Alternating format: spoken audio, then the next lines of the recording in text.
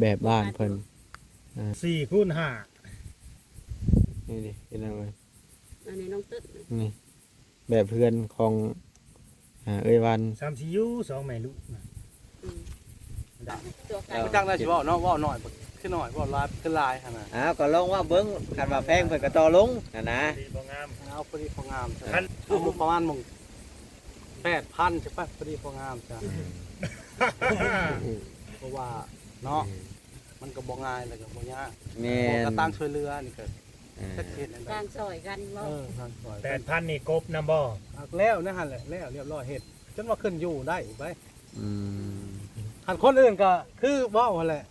แม่นอันนี้ บ่สมควร แม่น บ่เฮ็ดเฮาก็เฮ็ดบ่ได้อันนี้เฮาก็อยากซอย แต่ซอยผู้นี้เนาะ ตั้งอยากซอยน้ำ ตามปกติมันก็บ่ได้หั่นแหละ แม่น เฮาก็เพราะว่าไปเฮ็ดมาหลาย สงสารเนาะ คันสิว่าเอาไปแพงหลายก็คือสิเกินไป กันสิเกินไปเพราะว่าคือสิว่าบ่เบิ่งกันคน กิ ไก น ล แกได้แท้ประมาณนั้นแหละ ไปบ่อนอื่นเฮาก็เฮ็ดหลายมาหลายลังมาก็บ่ต่ำกว่า10,000 12,000ซำนี่ไปว้าวคนนี้ แม่นแม่นแม่น อันนี้ก็ต่าง ข่อยบ่เทียม ถือว่าตอนนี้หลังจากที่ถามทางเอ้ยวันเพิ่นไปเมื่อกี้นี้ก็มีแต่ว่าตอนนี้นะจะไปเบิ่งบอลที่จะตั้งบ้านให้ทางเอ้ยวันเพิ่นเนาะว่าสร้างเพิ่นสิคุยในราคาเท่าใดหรือว่าสิตั้งอยู่ไทยนั่นแหละเนาะหรือว่าเพิ่นสิเปลี่ยนบอลตั้งบ่หรือว่าจังใดตัวนี้ก็ยังบ่ฮู้เด้อมาเอ้ยวันมา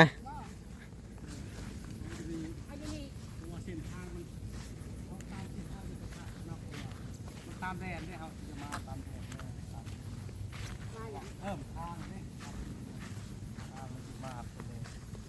ยังไม่ได้เข้าไล่เขายังยังไม่ได้พูดเพราะมันเราเลยสะดวกสบายทางไปทางมา มันเหมาะอยู่ดิ เราจะได้เทียบมันตีได้ดีกว่า อืม มันเหมาะอยู่ดิ เป็นยังไงเหมาะสมอยู่อ่ะ ปล่อยนึกว่าพูดนึกพูดเลยผู มาอยู่บ่เนี่ยเด็กเนาะ ทางเอ้ยวันเด้อยากไปปลุกมันได้เฮือนนี่ โอ้บอลทั้งภาคแล้วเขาเพิ่นไปตอนนั้น ละมักอยู่พุ่นไหน ทีนี้มันรู้ตกน้ำนี่ค่ะ มันไก่น้อง มันใกล้น้อง มันสิแม่นความดาวได้จะหน่อยลูกลงไป ต้นไม้ก็ให้กระจัดให้ก็ เป็นลูกลูกแล้วต้องไปเล่นหน้าบ่ เพิ่นก็ขึ้นหนึ่งเลย มันไก่หน้ามันเด้นี่ก็ยังหักษามันยากแล้วมันไก่น้ อายุ อง มันใหญ่เลยจ้านนะเจ้าโอ้ไปเป็นหน้ามันโตเลย ก็มลงน้ำรถนะแม่ เส้นนี้มันย่านหน้าเลย ใครอยู่มันยาน วางของปีเป็นหลังมา แต่มันบ่ยานหัวมันแล่นลงเลย พุ่นแล้วจะไปเบิ่งพุ่นแล้วจะไปเพิ่นบ่มักบ่นี่ แต่วันฮู้อยู่บ่นี่สิ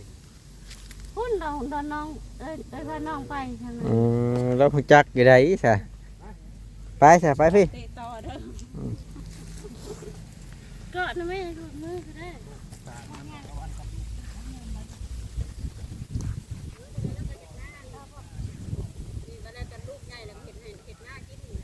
วัดลูกใหญ่จะดอกเห็ดเห็ดหน้าและ2คนกับลูก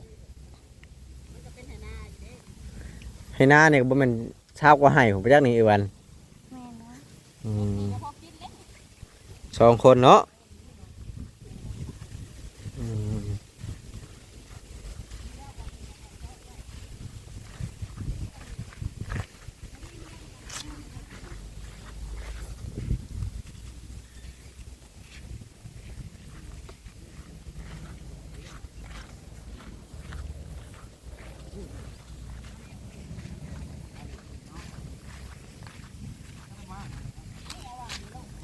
นี่เลยเพียงดีนี่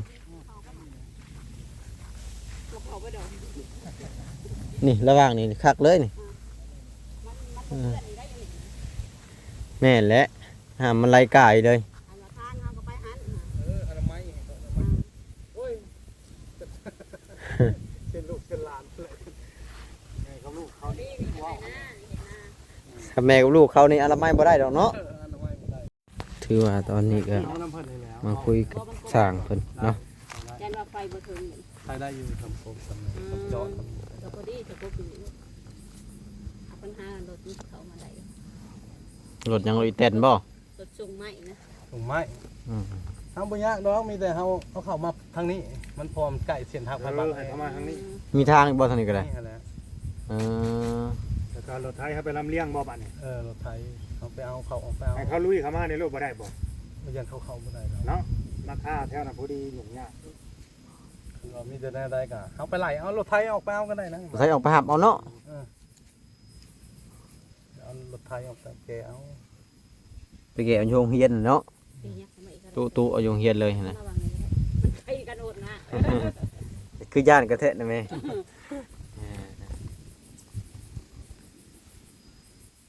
อันบอกแรกอันนั้นนะ เสียง เพื่อนเด้ ขนาดเทือน ขนาดเพื่อนความกวางความยาวทำใจเป็นเมตรแล้วคงราคาแล้วก็ ขนาดเทือนนี่ว่าสิเอา อันนั่งลงเอายกมาโทรศัพท์มันหอนอันโทรศัพท์อันนั้นนี่โทรศัพท์มันสูง ขนาดเทือนสิเอาตัวใด โอ้ว่าจำนั่นก็พอ สี่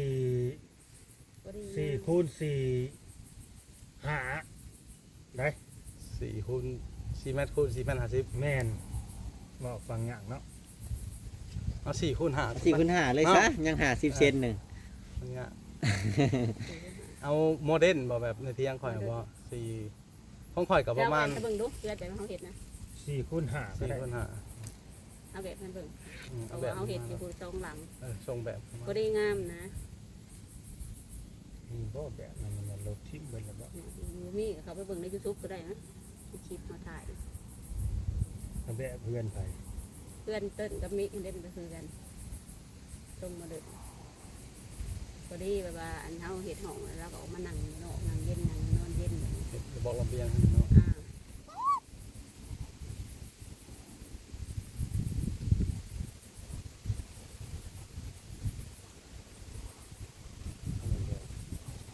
ลูกไก่นะ จุ๊บเลยเด็กเด็กตัวนี้ เพื่อนเขาหั่นแหละอันนี้เนาะ จ้างเบิ่งกันเลย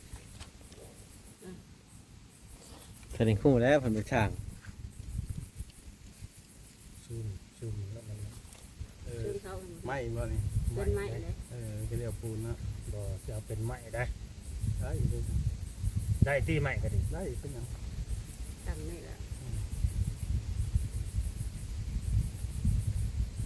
แบบนี้ก็งาม บัวเอาบัวเบิดสูงได้เอาซ้ำนี่แหละมายันพุทธศาสตร์เลย แบบนี้ก็งามเลยแบบเก่านี่ก็งามเฮือนนี่ ยังคนละแบบเนาะ แต่ยังเห็นแต่ต้นขึ้นต้นลงนะคนบ่เห็นหุ่งนะ เห็นผักเดียวเลยซะนะแม่ โอเคเนาะ อันนี้มันผักเดียวเลย ยาวเลยเนาะ อ้างผมดูอ้าง FC ผมดูนี่ยิงจะกล้องให้นี่ยิงมาไปดูนี่แบบของ ให้ FC เขาเบิ่งก่อนนี่แหละแบบบ้านเพิ่นที่บ่ ที่เห็ดอยู่เมืองชน 4คูณ นี่ดิเห็นอะไร อันนี้น้องตึ๊ด นี่แบบเพื่อนของเอ้ยวัน 5 3 4ยู2แม่ลูกนะดับนี่นะ4คูณ5คัน ของนึง คันของมึง นี่ คัน แหละ ห้องหนึ่ง ก็คือเป็นหนู นี่ มีประตูยังเรียบร้อยเนาะ ใส่หน้าต่าง ทาแป้นเรียบร้อย หาแปดเรียบร้อย มีผนักอีกต่างหากคือว่า ครบวงจรบานประตู แต่ว่าทั้งเอ้ยวันเราบ่มักปานใดแล้วอ่ะมักพากระแตะ เดี๋ยวเอาแล้วก็คักแล้วลูกก็ที่โยงได้เราไม่ได้เพื่อนได้ ย่างแล้วปลากระแตก็จะปลากระแตมาแอมให้ แห้งไวแล้วเนาะสามการพากระจาดนี่โตแต่โตเท่าไหร่ลูก เรื่องเกินกับวิทยุแล้วเรื่องวิทยุได้แล้วเราบ่เอาได้เหือนเงาได้เหือน แต่เสาเฮานี่ได้เถอะเสากลมบ่เอาเสากลมแบบนั้น เสากลมนี่แหละนี่เพราะว่าจะให้ตัดนี่ ไม้แดงนำเลยนะ หานะมันนี่บ่ได้บ่มันมี2เสานะฮะซึ่งทางเขาเจ้า ถ้าได้อันนั้นเว้าน้ำเพิ่น ปูใหญ่ๆอันนั้นติ ก็สิกายให้ตัวได้เอาใหญ่เฮาก็ซอยเอานี่เด้ข้างๆมัน ตอนเห็ดอันนี้แล้วเบิ่ง ต้นเฮ็ดข้างๆมันตอนลงมือ ผมสาว รักษาเขาเจ้าเบิ่งเสื้อก็จะพูด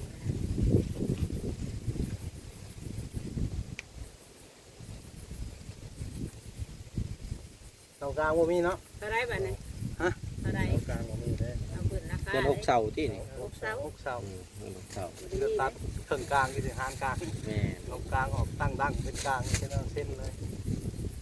ก็บ่อยากตั้งดั้งก็เอาเสากลางสูงเลยก็ได้เนาะ ใส่ไก่ดีไปเลย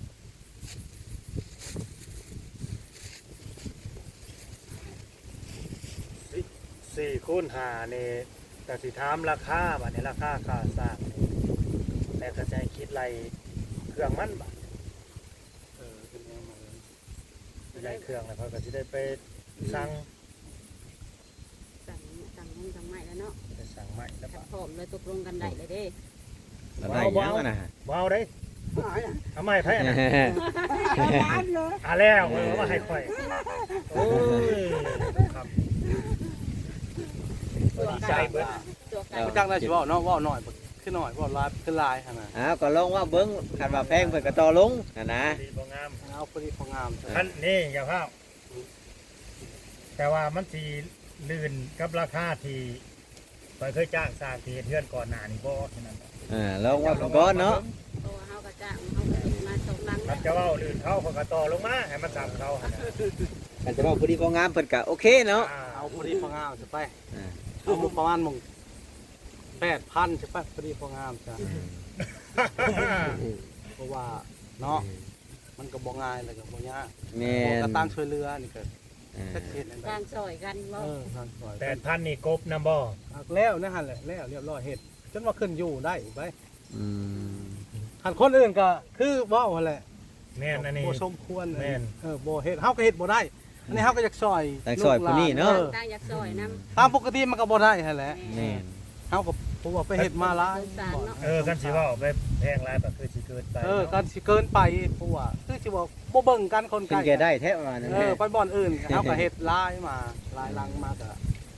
บ่ต่ำกว่า10,000เอ็ด12,000ซำนี่ไปเว้าคนนี้ แม่นแม่นแม่น อันนี้ก็ต่าง ปล่อยบ่เที่ยง อันนี้คนเคยอยู่เคยกินคือเรา เห็นกันอยู่เนาะ ไปมาหาสู่ปกติหลักๆก็คือว่าลาวเห็นนั่นแหละเนาะ แม่น แต่ผ่านมาคือลูกผัวเราอยู่ก็อยู่เที่ยงค่อยเป็นตัวประจำว่าซั่นซะ อืม แต่ทางนี้เราก็มาคือกันเอ้ยเนาะเราก็บ่อนเคยลิ้นเคยชนิดชนม มีหยังเพิ่นก็ ไปมาหาสู่ เออ กัน ไป เนาะ มาหาสู่อันน่ะเฮากับ ก็คือเฮ็ดกับไผบัดนี่ ค่อยมีทีมงานค่อย มีทำงานอยู่เนาะ บ่เอิ้นแล้วอันนี้ ไปเฮ็ดเฮือนค่อยก็ อ่า เขาก็จะกล้าไปเดือด อ่า บ้านนี้เสาบัดแบบว่ายังให้เทปูนเนี่ยเขานำ เทพื้น บ่แบบว่าเท เสา ได้เสาต้นอมไม่เหลือนะ ตรงเสา เอาตั้งขุดลงไปละเทเนาะ แม่น ก็มันมีบันไดนำได้บันไดปูนน่ะแต่ว่าฐานมันน่ะนะ แท่นปูน แม่นใส่แท่นปูนครับถ้าสิบเก้าหินทรายเนี่ยแต่มันสิบ่สั่งมาอย่างละครึ่งถูกบ่ แกใส่รถมาแล้ว บ่แล้วสั่งเขามาส่งเลยนะ ถ่ายรถเพิ่นนั่นแหละ แล้วเอาเข้ามาได้สักบัด แม่นแล้วเนาะรถจอยน้องเป็นรถไทยแล้วเนาะ ทรายมันก็ หินทรายอย่างละครึ่งโหลดก็สิมาส่งนะครับ ต้นน้อยเนี่ย มันสิเข้ามาได้บ่ แต่มันเข้าบ่ได้แล้วมันต้องได้ แรกแรกให้เฮาจะเอาเงินให้เราเนี่ยเราจะจ่ายมาให้เราไปซื้อมาให้ มันเข้าบ่ได้แล้วมีแต่ว่ามาท่อเลยก็ บ่ว่ารถไทยจะเข้าบ่ได้บ่ รถไทยมันเข้าได้แล้วรถไทย ใส่เวลาแก่ไร ก็ไปเอาอยู่ใช้นี่หินทรายอยู่นี่แถวนี้ มันสวรรค์ไปเลย รักษา15แล้ว คนรักษาไปเลยแก มันบ่ไกลขนาดว่าสวรรค์ รักษาอยู่ในไสคือบ่เห็นฮะ ขายหินทรายมันบ่มีใดขายย่อยนี่แต่ว่าคันว่าดำ4-5 ซอบนี่สิพอคอได้อยู่ใช่เนาะบ่ละซอบ2 ซอบสิพอได้อยู่ เพิ่นสิเนี่ยเลย คัน นี่เป็นเอา ตะกี้ เดี๋ยวทางออกทางเฮานะ มันบ่มีเข้าขายย่อย ไกลเลยนะเราไปสั่ง เพราะว่าสิแน่นรักษาเนี่ยมันจะบ่มีหมู่ขายหินใจ มีอยู่เขาแก่ส่งอยู่หั่นเฮียทีเด้ มีแต่5 นาทีเลยเนาะ 5 นาที มันก็ต้องถึงหินถึงชายรถน้อยแน่เนาะ แม่นอย่าละครึ่งนั่นแหละ แนวละครึ่งได้มันจะว่าส่งได้ ถ้าว่าสิซื้อเป็นช่องย่อยนี่ก็เฮ็ดยากอยู่เนาะ ก็ได้ยุดมันเนี่ยเพราะว่าต้องลายสอบได้บ่จะแล้ว เขาต้องได้สั่งมาอย่างละครึ่งอยู่แล้ว แนวเครื่องมันต้องมาทอกอยู่พี่แค่นี้เพราะว่ามันใกล้นี่รถไทยจะคอยเอากันได้ สั่งยาเพิ่นสิเฮาจะเฮ็ดให้เฮ็ดนี่บ่ได้ซื้อหาแต่มันสิเข้ามาได้ ได้ทางใหญ่เลยทางมัน เพิ่นก็สั่งเอาอย่างมาเพิ่น เข้าป่าอ้อยเป็นยังรถใหญ่มันเที่ยวเนาะก็ตอนนี้แนวละเครื่องยางละเครื่องนี่มันอยู่ เฮ็ดแล้วบางทีบ่แน่ได้เพิ่นว่าเอ้ย แม่ เทพื้น ที่ นะ นี่ผู้รักผู้ใหญ่แบบว่าเทพื้นให้เขาแน่กันก็ได้ต่อ เฮ็ดห้องน้ำให้เขาแน่หน่อยแม่ เนาะได้ว่าบ่ได้เหมือนกัน แต่ว่าลองให้เบาเล่าถามรถในระหว่างเทพื้นนี่เอาเป็นส่วนผสมมันบ่หั่นน่ะสมมุติ มันก็ต้องส่วนผสม ส่วนผสมมันเนาะ มันคนละงาน คนละงานหั่นนะเพราะว่าอยู่ใช้เขาก็คิดแบบนี้ นอกจากเฮาตกลงกันแล้วทั้งเทพื้นทั้งเฮ็ดเรือนแบบนี้จบอย่างนี้เท่าใดแบบนี้ แม่นคันว่าส่วนผสมมันกับส่วนผสมมันหั่นนะมันจะคุยกันมันจังบ่ยากทีหลัง แนวมันเลย อันนี้หับส่วนบนเอาไปตั้งเสาขึ้นข้างบน มุ้งแล้วก็มีคันไดเนาะ คันได แต่ว่ายกตัวอย่างว่าเอาเทพื้นก็ต่างหาก ปูนใจกันบ่ให้ปวดกันเด้ปวดกันเสา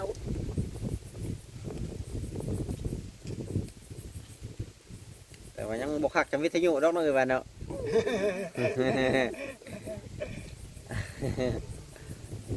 เพิ่นเอายังมาให้นะ โชว์ใกล้ แล้วยังปลูก คือตาเป็นหุ่งฮู้จักสกายอ่ะนะ เวลาลุงคำแล้วบอก ก็บอก เรามาให้ลานน้อยแล้วมีแต่ขี้ไล่เบิ่งรู้ไหมบัดนี้จักเช็ดบัดนี้ มีแต่ตามนั่นแหละ อืม ฮู้แล้วบัดนี้ฮู้เรื่องราคาฮู้เรื่องขนาดเฮือนเหลือแต่อุปกรณ์เด้อบัดนี้เครื่องเฮือนนั่นแหละให้เจ้าไปคิดเด้อจะคิดแล้วก็จดมาให้ค่อยเดี๋ยวค่อยไปสั่งมานี่จะบ่เกี่ยกระดงกระดาษหรือว่าใช้เวลาโดนบ่ โดนไปเลยเนาะไล่เอามันนี่ก็ไล่เลย เจ้าในกระเป๋าเจ้า เจีย เอากระเป๋าจะออกมาครับว่ามีบิ๊กค่ะ มีถึงกระดาษ แต่ว่ากระดาษที่ใช้ จะเป็นไม้ชิ้นยัวมันกำนา10โดนเนาะ แม่นข้างขนาบบ่ข้างธรรมดา ทางตัวเดียวแล้วว่ะ ตัวเดียวเนาะ แม่นครั้งตัวเดียว อันนั้นเอานากระมังมาเลยแล้ววะเกินนางเก่า สิยัวก็ยังอันนั้นก็ข้างละ4เซนเอ้า เจ้าก็บอก เนาะ อันนั้นมากเด้ตัวใดใส่ก็เอามาใส่ใส่ได้ก็เอามาใส่หลังนั้นคือได้มากเด้ ยินยุบแล้วอันนี้ปู่ขึ้นมาฮอดแล้วว่าสิหาหามว่ะอันหามมันนี่หามมาพอได้อยู่ในเช่าชกรว่าทุกเช้าเพิ่นเฮ็ดเฮือนตัวนี้แหละว่านะเจ้ารถไทยแล้วก็ขุดแล้วก็ตีไม้ขอบขีดไฟมาแล้วไทยซ้อนแล้วก็ได้มาได้อยู่มันบ่นัก ปีนบ่มาตามคณะนี่ บ่มันบ่นักปานใดมันบ่ซ้ำเหล้าดอก บ่ทำบ่ บ่ซ้ำได้เหล้าบ่ น้ำมาเบิ่งกัน เอ้ ก็ตีไม้ ยามให้เกินครัวเลยเลย คนบ่เป็น10ผู้บ่ บ่ใช่รถไทยกันแพ้เอ้ยน้องไอ้แหละก็ให้จะพูดแล้วเพิ่นผู้มาพุ่นแหล้วเนาะ ยามมาเลยพอดี แต่ รถไฟสิมานอนอยู่พี่บ่นอนถ่า กันมัน ถ้าแบบนั้นก็คันคันว่า ตามเนาะคันมันไว้ก็ ก็มันได้ คันว่ามันสะดวกตัวนี้เช่าสิวนี่เด้ พอผมนอนดอกนี่แต่ ให้มาอยู่กับเช่าซื่อๆซะก่อนกันว่าอยู่เช่า แต่ เฮา บ่ ซะ เฮิ ก่ ง อน นะเฮ็ดเฮือนน่ะบ่เฮิง มีแต่เช่าเฮานี่แหละก็ระดมเพิ่นนั่นแหละเพิ่นเจ้าพระ ไปที่การรัชนาเดชอยู่ ไปทัดแหละ เช้าน่ะตัดแล้วเด้อสิเอาน้ำต้นเท่าใดก็ว่าไปโลดว่าคันใหม่แน่หน้าเขานี่มีแหละนะตัด มี ใส่ พอแล้วก็ตัดเลย นี่พ่อก็ตัดเลย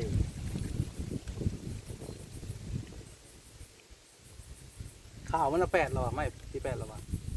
แม่น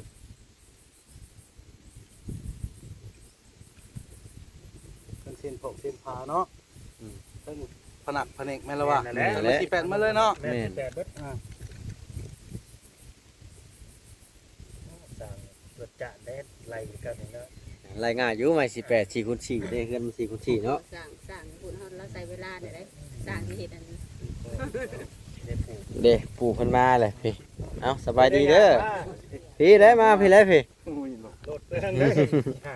เคยมาว่า นั่นเด้ ออกกำลังกาย อืม ปลูกหลายวันปลู ปู่เพิ่นเบิดช้องเลยนั่งอยู่ข้างหลัง จะปลูก เพิ่นว่าสิมาอยู่ในนี่ได้นี่แหละนี่แนวนึง เดิน ที่ว่าเจ้าให้ไปอยู่บ่อนผูกงัวน่ะเพิ่นยันลูกตกน้ำเพิ่นน่ะมันอยู่ใกล้น้องโพด ตกเหรอมันเหมาะทางก็อยู่หัน อ่า แล้วเขาจะเห็ดให้หน้ามันยากมันเท่าใด เฮ็ดให้หน้าในไส แล้วนี่เถื่อมันเข้ามามันจะเห็ดให้เรา ยานป้าเข้ามาน่ะบ่ จริงขับใครอยู่ดินนี่ดอกมันอยู่แคมป์ทางก็คงทางก็ไป อืม ยับเข้ามาได้นี่ก็ได้ เดี๋ยวมันตกคักเพิ่นน่ะยันลูกไปเล่นน้ำเล่นในตกน้ำตก ไอ้ ใน นี่ก็มีแต่กอกไม้ คงไม่สูงเนาะนี่ก็มุมหนึ่งมันล ล ง มผ้าพอลงมาย่างอาหารนี่มันอยู่ในกอกไม้บักเอากอกไม้เนาะ ยังได้ทางไอ้วันบัดนี่หืม มีแต่กอกไม้ลมผ่านหักผ่านแห้งไร เฮ็ดเสา ตอน เลย ลูก ให้โพด กุ๊กกิ๊กระบา ช่วย ย ดิ ซอยกับติดต่อลูกเคยปันนี้คอยซอยเป็นเลยเฮ็ดได้เฮ็ด ทำไมบ่ นี่เอาเสาเลยต้นจิกสองต้น นี่คือ นี่จะซอยเด้มาอีกตอกเท่านึงว่าน้ำเพิ่นนี่แหละเพิ่นมีกับชื่อน้ำเพิ่นนี่แหละ เด็ก ได้ไหม ได้ในหนึ่งสอง เจ้ามีอยู่บ่เสาเจ้า เท่าเลย เพราะว่าอยู่นี่ บ่ให้เอาลงนี่ต้นแดงต้นนี้เสานึงนี่ สองมันเอาบ่นี่ วันมันเนาะ โอ้ยลงน้ำบ่ได้น้อยได้ กอกไม้ ดันลง มาเป็นขอดเลย อะไรตัวพุน่ะได้อยู่ได้ที่ เอาไปถอนพร้อมแล้ว ครับนี่โหไปได้ที่มันก็คักเลยนี่สองต้น สมบัติเข้าต้นในย่อนี่ก็ได้เลย อ่า ยักเข้าไปให้อีกเนาะก็สิเป็นหยัง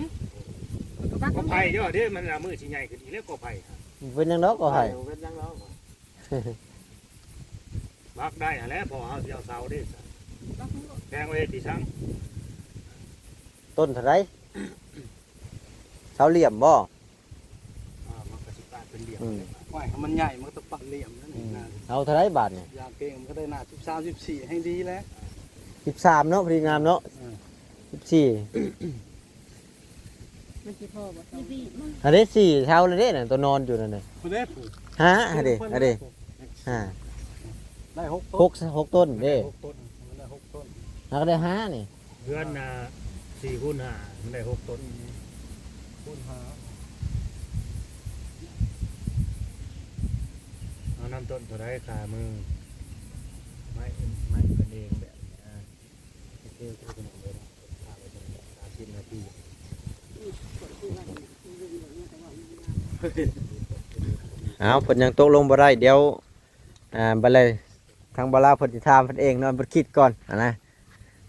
ระหว่างเสาเหลี่ยมเนี่ยเพิ่นสิเอาต้นเท่าไรตอนนี้เห็นแล้วนี่5นะหั่น2แล้วนี่2อยู่พุ่น1ผู้เอาดิต้นหางอีกก็ได้ฮะเราบักลงปาดเป็นเหลี่ยมเลยนะฮะหมดกินบ่แม่หังมัน